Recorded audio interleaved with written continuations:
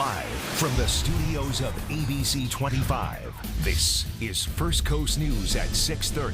Just for anybody that's lost hope, just keep hope alive. Just keep praying, keep fighting. If it happened to me, it can happen to anybody.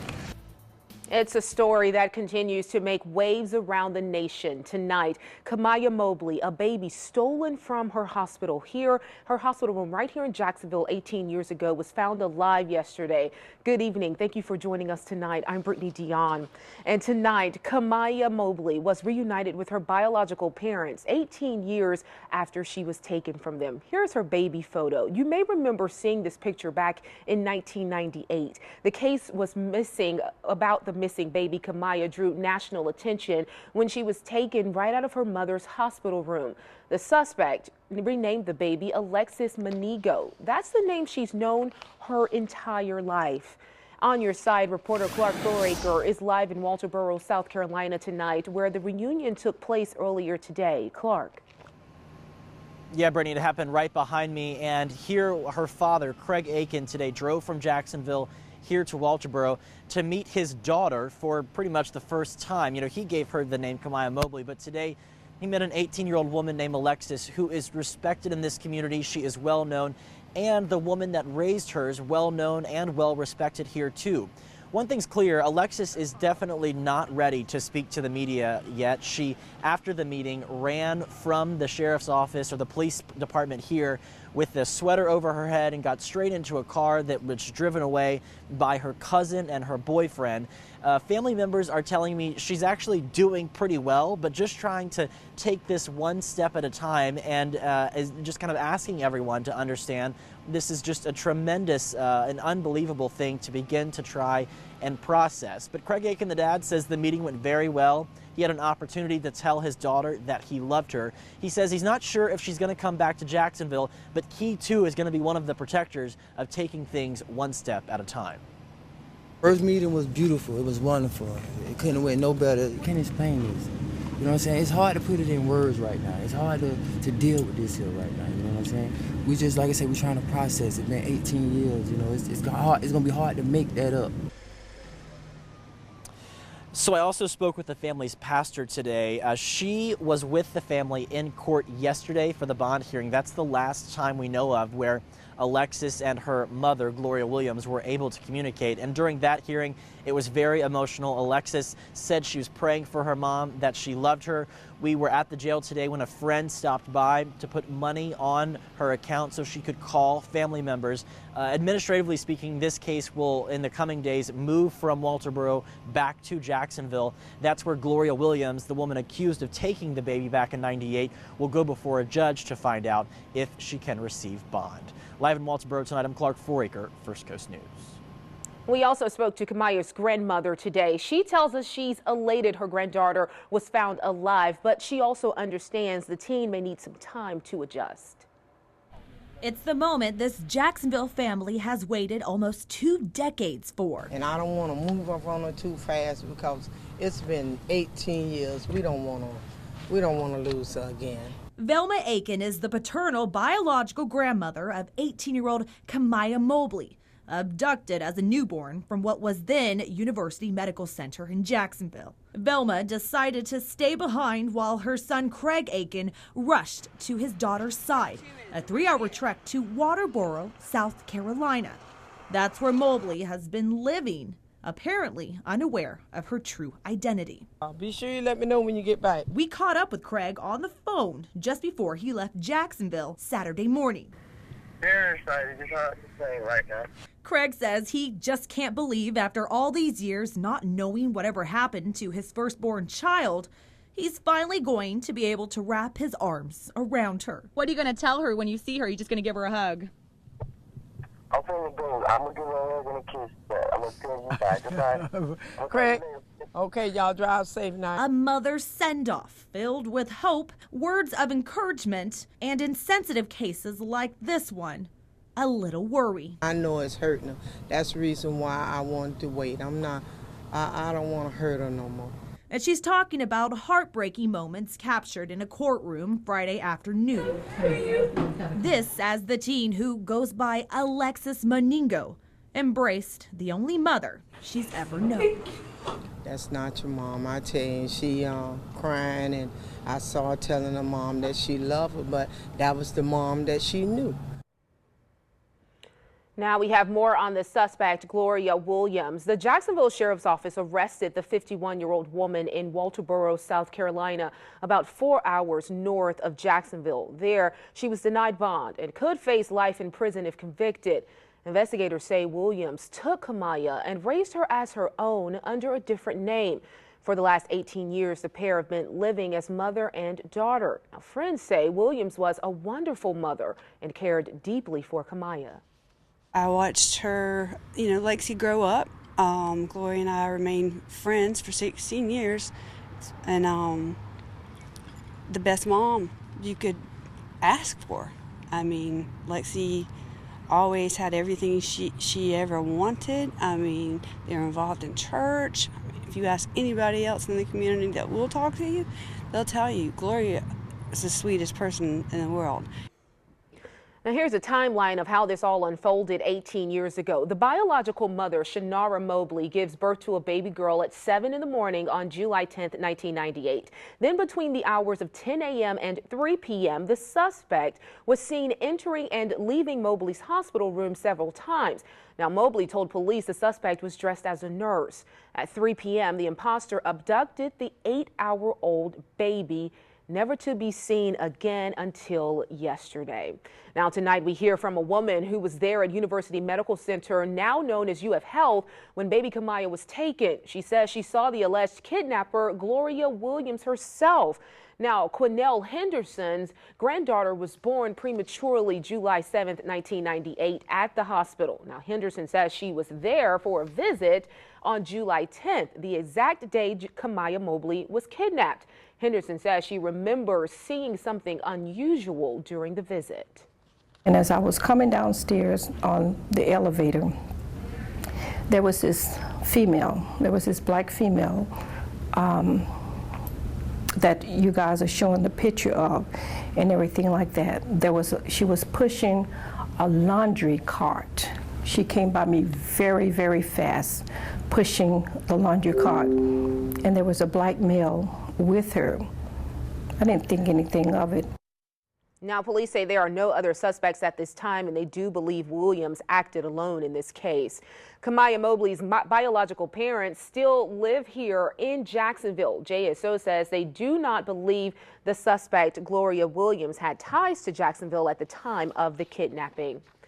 Hospital security has changed dramatically in the past 18 years following this case. UF Health Jacksonville tells us their new security measures are certainly in place. Those measures include more security guards, matching armbands for mothers and newborns, as well as locked doors protected by key cards. We also stopped over at Memorial Hospital. They say their security measures evolved continually. It has to do with education and making sure their employees know what to look out for, according to a hospital representative. Now, First Coast News was the first to break this story, and we will continue to keep you updated as the story progresses, both online, on air, and on our mobile app. Now it's time for the first check of the weather with meteorologist Lauren Rautenkrantz. It is a nice afternoon out there. Well, the sun is now set, but we saw, if you slept in, let's just say it was a beautiful day. I was up early and it was cloudy and there was mist and fog. But, we saw some sunshine today, and that made for a nice Saturday afternoon. Also very warm across the southwest in general. You can see that we've got rain well to our north, and that's this storm track right here with a cold front, or a stationary front, just sitting up to our north. And then out west, we're seeing a major winter storm. So send some warm, safe wishes to your loved ones out west, because they are going to be dealing with significant freezing rain pretty much for the remainder of the weekend. Doppler radar for us is nice and quiet. We have had a couple of little hit or miss showers move through from the east to the west throughout the afternoon hours. We're at 67 at JIA right now, 64 at St. Augustine, and also 64 farther inland at Homerville. Now, live look outside in Jacksonville. It looks like the traffic is flowing nice and smoothly. You can see we've got a couple of clouds out there across the area. So here's that front that's sitting up to our north. A couple of showers from time to time through Monday, but overall the big story tomorrow morning going to be dense fog possible. So we'll break down why we'll see the fog and just how bad it's going to get, Brittany. That's coming up in just a bit. New information about why Congressman John Rutherford collapsed at the Capitol building earlier this week. His chief of staff says he had an allergic reaction to antibiotics and had a digestive flare-up. Rutherford collapsed Wednesday in the clerk room of the Capitol and was rushed to the hospital. He's said to be on his way to a very swift recovery. The third and final hearing into the sinking of the El Faro has been announced. The Coast Guard Marine Board of Investigation will be back here in Jacksonville next month.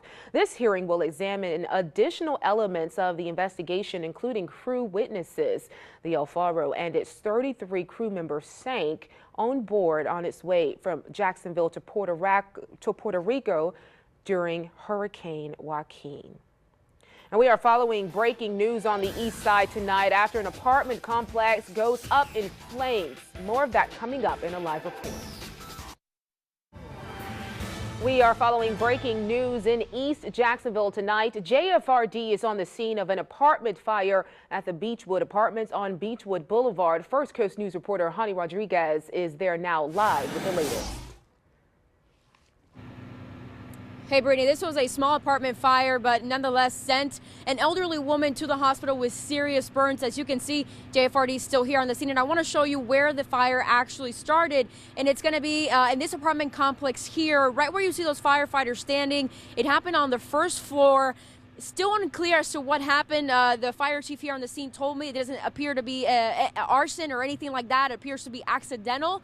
They believe the elderly woman fell asleep or fell while she was maybe smoking a cigarette or something like that.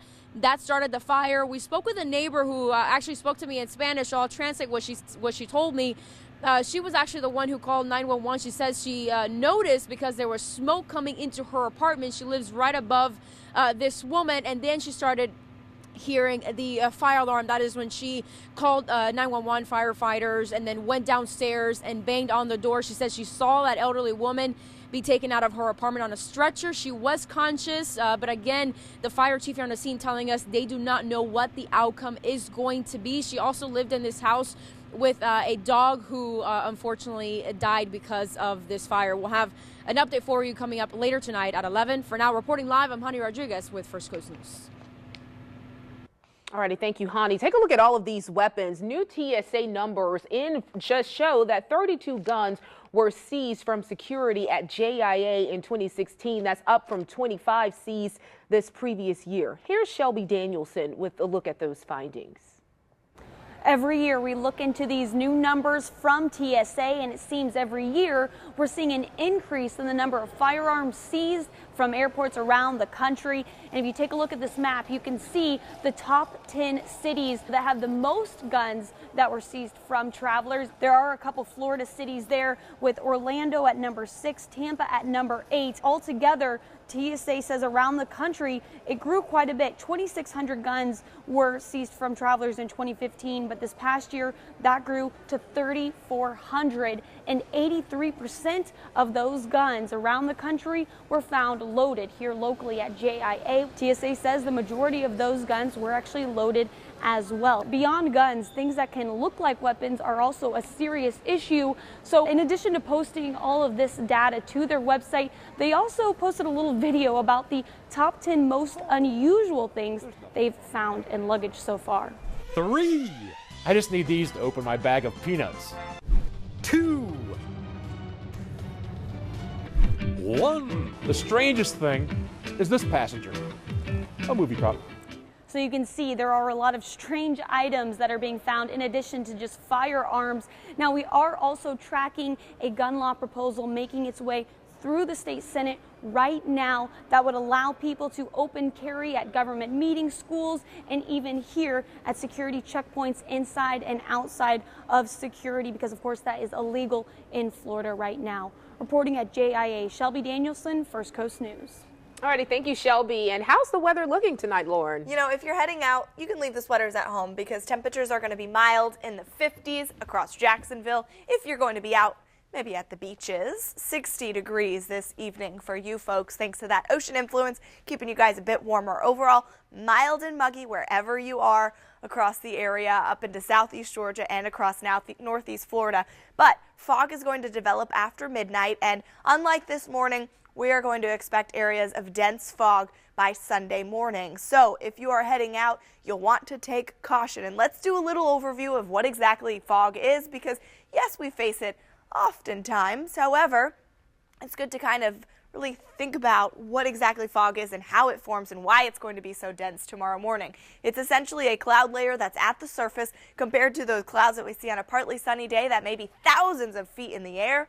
It peaks right before dawn, so typically right before sunset when we're experiencing those overall low temperatures, and that's when the atmosphere reaches saturation at times, and that's when temperatures equal the dew point, which the dew point is the level of moisture in the atmosphere, and when the temperatures get to that level, we're reaching saturation. So for our fog tracker, starting it off at midnight, you'll see we already have fog by that time. However, we are going to see some dense areas of fog pop up by the early morning hours. Typically when this happens, the National Weather Service will issue what's called a dense fog advisory. And if you see that, don't be alarmed. It just means to maybe hang indoors if you can. Visibility will be less than 1/4 of a mile for a couple of hours across the area, and it is going to be tough to clear up. By noontime, all of us going to be seeing partly sunny skies across the area. So beware of the fog. Avoid travel if possible. If you have plans early tomorrow morning before noontime,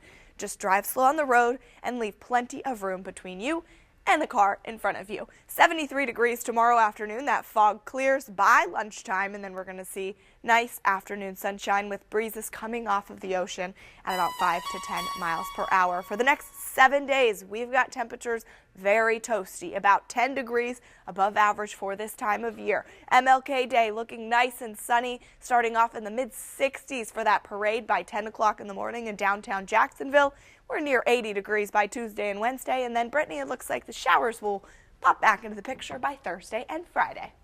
Thanks, Lauren. A famous border war rivalry went into overtime this afternoon. Alyssa Lang is here with the highlights next in sports.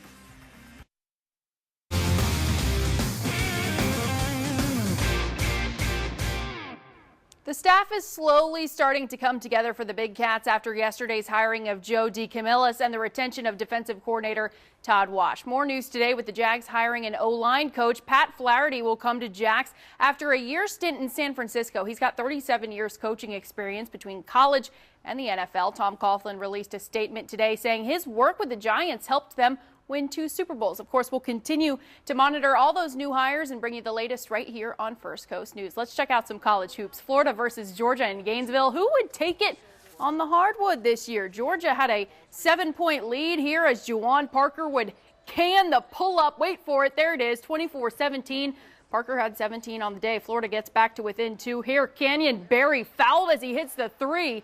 So a 4-point play makes it 29-27. Georgia late in the first. 67 all here with time winding down. J.J. Frazier trying to end it. No good. So we head to overtime. Georgia would sink a 3 to get it going, but the Gators would answer with a 3 of their own, 72-70, and they would never trail again. Gators go on to win 80-76. Local product, Grayson Allen and Company were taking on Louisville today after an alleged shoving incident against a Florida State assistant earlier in the week. Many are saying Allen's NBA stock is falling lower by the minute. He finished with a game-high 23 points today, but 7th-ranked Duke fell to Louisville, 78-69 for Duke's 4th loss of the season. And the hardware came home to Clemson, South Carolina today, where they partied like it was 1981. That's because Clemson's lone 81 national title team now has a partner. Death Valley was filled with 70,000 plus fans to celebrate with the team with a parade today. And in typical Dabo Swinney fashion, he thanked the crowd in a speech that lasted, wait for it, over 30 minutes long. All those people, all they can do is just document and report what happened. What y'all need to understand is we got the pen in our hands. And we write the story. We write the ending.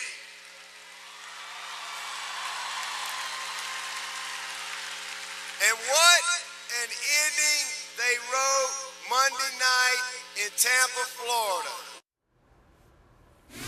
I just want to know who wrote Dabo's speech. All right, time now for our hashtag Team Sideline photo. Congrats to the Mandarin boys soccer team. As of last night, they're the 2017 Gateway Conference champions. Congrats to those guys again. Of course, you can send us your photos and videos to Twitter and Instagram. Just use the hashtag Team Sideline. That's it for sports, ladies. Back to you. All righty, thank you, Alyssa. Final check of the weather. Well, it's looking pretty toasty for the next 7 days, guys. No major cold snaps, no major rain chances, at least for now. MLK Day is looking nice and quiet, which is good news for a lot of folks that have off and going to be, of course, observing Martin Luther King Jr. Day. The parade at 10 a.m. Weather should be fantastic for that as well. Sounds good. See you back here tonight at 11. Thanks for watching.